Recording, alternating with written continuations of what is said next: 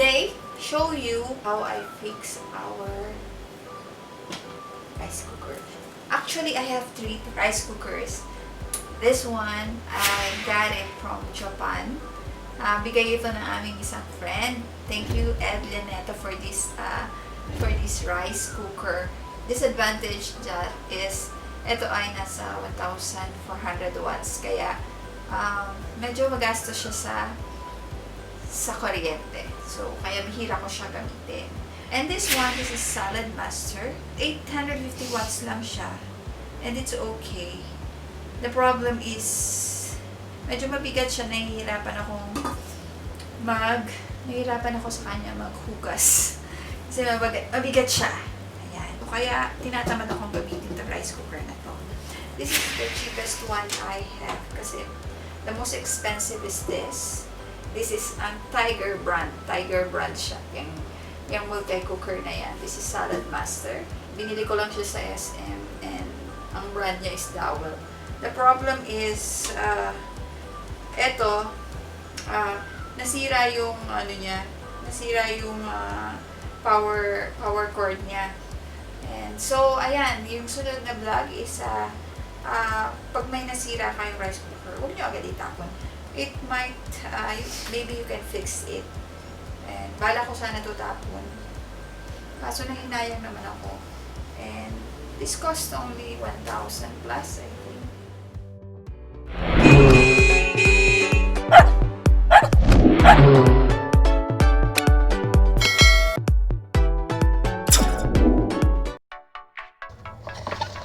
Hello!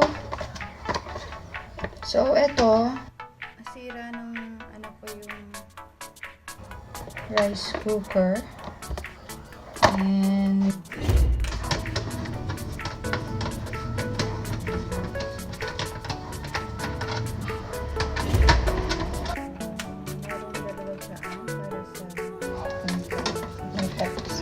Always hit the like and subscribe button and always press the bell icon to receive notifications for future videos.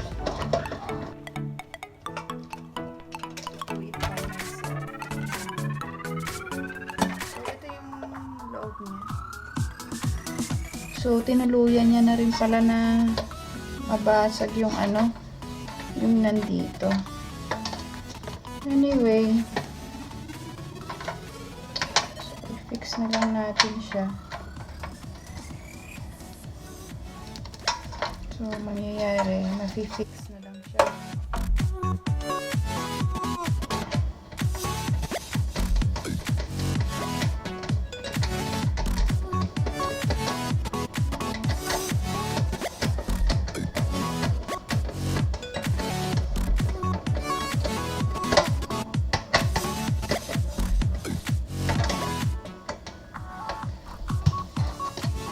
Yung mga ganito, hindi nyo na kailangan siguro nga talagang ipaayos. Ikaw na lang gumawa kasi madali lang naman siya. Kung doon sa mag-aayos, hindi rin lang naman siya tinikit. Nonsense din. So, parang ang ginawa lang nila is nag-unscrew and screw it back. So, ilalagay na lang natin siya dito through may pinili akong contact fan 50 plus na.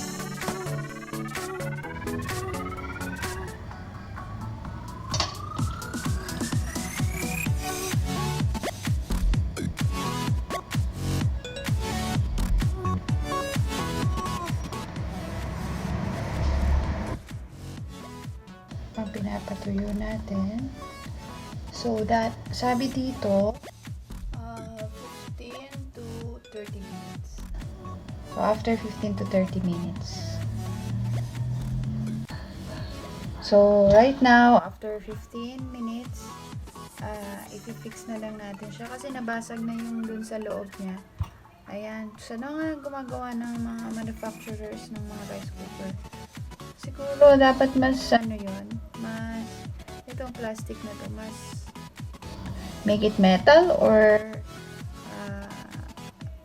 make it more sturdy para pag pinush, katulad ng aking anak, medyo careless sa pag-push siguro after pushing. So right now ikabit na muna natin siya. So, eto, magiging permanent na siya kasi binand na natin siya. Ngayon, what I'm going to do is ikakabit na lang yung dalawang wire na yun. Doesn't need to be left or right. But what I did is the white one sa left natin nilagay.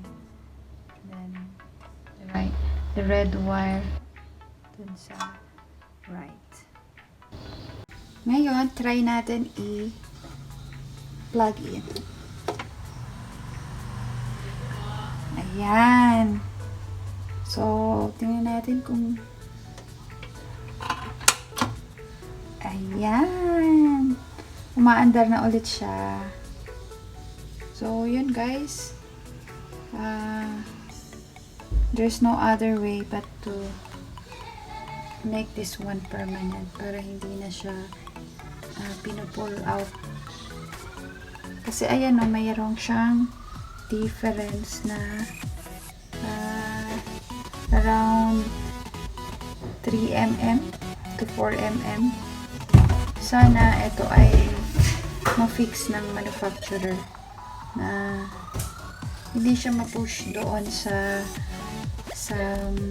pinaka ano ba yan, end nung plastic na yan, na pagka nasobrahan yung push, masisira yung masisira siya. Plastic lang. Mabuti kung heavy duty yung nilagay nila. So, nabasag na yung pinagkakabitan ng dalawang pins doon. Again, guys. Ayan. Umaandar na ulit yung ating rice cooker.